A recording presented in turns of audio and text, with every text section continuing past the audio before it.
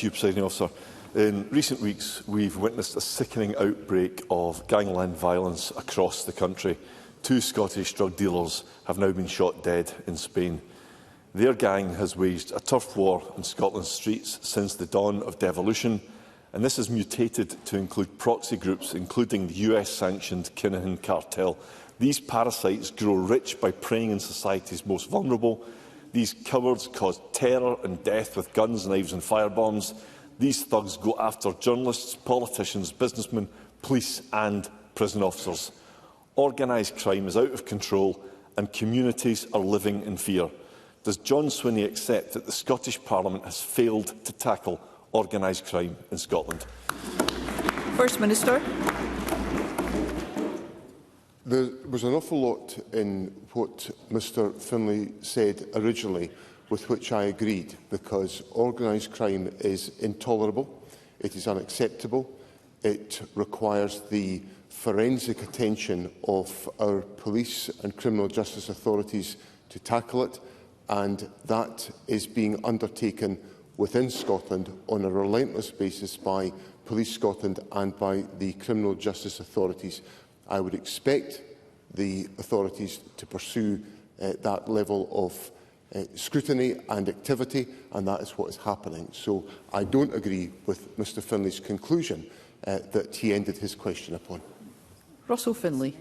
Well, John Swinney says he agrees about the seriousness of organised crime. Under successive SNP and Labour governments, organised crime is rarely on the agenda. It wasn't even mentioned in this government's flagship 5-year justice strategy, not even once. And I get into politics because I couldn't understand why politicians don't talk about its malevolent reach and devastating harm.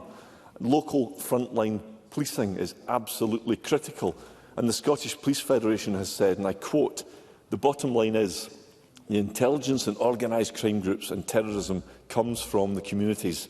If you don't have community police officers out there patrolling and picking up on that intelligence, then they are missing out on so much."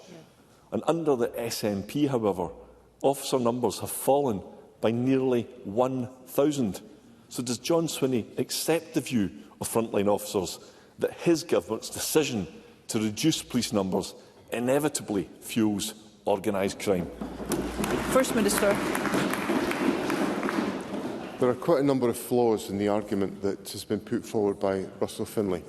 The first flaw is that there are a very high number of participants in organised crime activity who are currently incarcerated for a very long time in the jails of Scotland, contributing to the significant congestion that is in our prison system just now.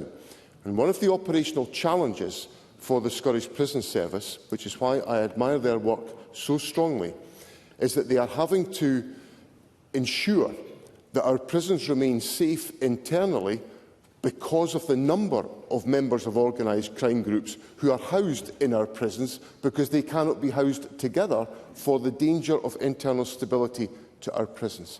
And that's the type of focused work that the Scottish Prison Service is taking forward. The second flaw in Mr Findlay's argument is that this government established the Scottish Crime Campus, which is viewed across the world as one of the most innovative and successful measures of bringing together all of the intelligence gathering, whether it's Police Scotland or the National Crime Agency or the enforcement authorities of the United Kingdom, in one place. Indeed, it is visited by people around the world because of its leading nature. And the third thing, Mr Findlay said we never talk about these things. Well, 3 times a year, the Serious Organised Crime Task Force is brought together within the government, involving local authorities, the NHS, Police Scotland, the National Crime Agency, His Majesty's Revenue and Customs and various other organisations, to make sure that we tackle this issue. And indeed, the Serious Organised Crime Strategy was published in February 2022, updating the actions that we are taking as a government. Russell Findlay. The First Minister talks about the prisons being safe. Well, tell that to the 10 prison officers whose cars have been firebombed outside Scotland's prisons by organised crime gangs fighting for control of the drugs trade inside Scotland's prisons. There's a dangerous complacency to this government's approach. And we also need to stop the crime bosses from exploiting vulnerable young people. The 2 men shot dead in Spain were groomed for a life of crime. Most of their gang associates are dead or in prison. And now there's an official policy in place that makes young people even more vulnerable to exploitation. Senior Police Scotland officers say that under-25 sentencing guidelines are part of the problem. Detective Superintendent Andy Patrick said, quoting, "Organised crime groups are exploiting this policy. They are coercing young and vulnerable people to carry out some of these crimes because they are under reduced risk of imprisonment." Will John Swinney rethink his government's support of these damaging guidelines? First Minister.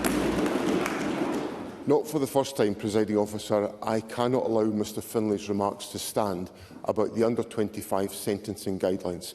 It is misleading to say to members of the public that there are no consequences for criminal activity under the age of 25, because there are. There are very serious consequences which involve imprisonment. So we cannot have messages being issued from this Parliament which indicate that there are no consequences for serious criminal activity, because there are, no matter the age of the individual involved. So we just cannot have this as a Parliament where we do not properly represent what the law and the sentencing guidelines take, because people could take the wrong conclusions from that. Now, Mr Findlay's made a number of remarks about the shootings that took place in Spain in recent days. These are live police investigations, so I am not able to comment on these particular issues. They have been pursued by the Spanish authorities. But what I do say to Parliament is that any individual involved in criminal activity, no matter their age, must be aware of the severity of the punishments that exist, and that's the right position for people to hear from this Parliament. Russell Findlay. Presiding Officer, John Swinney appears to be hearing things. I said no such thing. We've got top-level crime bosses making millions of pounds from killing vulnerable Scots with their drugs. We were told that the Mr Biggs would be bankrupted by a proceeds of crime law that was passed at the start of devolution. But the law has failed. Criminals and their white-collar enablers no longer fear proceeds of crime. And 18 months ago, the SNP rejected my call to review why it's not working. According to the Crown Office, one drug dealer made more than £126 million, but they can only find £118,000 worth of his assets. Proceeds of crime needs an urgent and radical overhaul. We must turn the tables on the drugs gangs so that they live in fear. So will John Swinney toughen this legislation to make it fit to tackle organised crime in 2025 and beyond? First Minister. Well, I'm open to making sure we've got the correct legislative framework in place to deal with criminality in our country.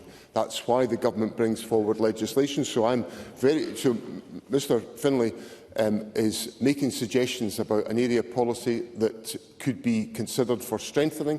I am perfectly willing to consider that, because I don't want anybody to benefit from criminal activity in our society, and I want people to be punished accordingly. So the government will always keep legislation under review, but it has to be acknowledged that we have, and our criminal justice authorities, the police and the Crown, have been successful in apprehending, imprisoning, interrupting, disrupting organised crime in this country, and I give the public the assurance that under my government's leadership that will be sustained in the years to come.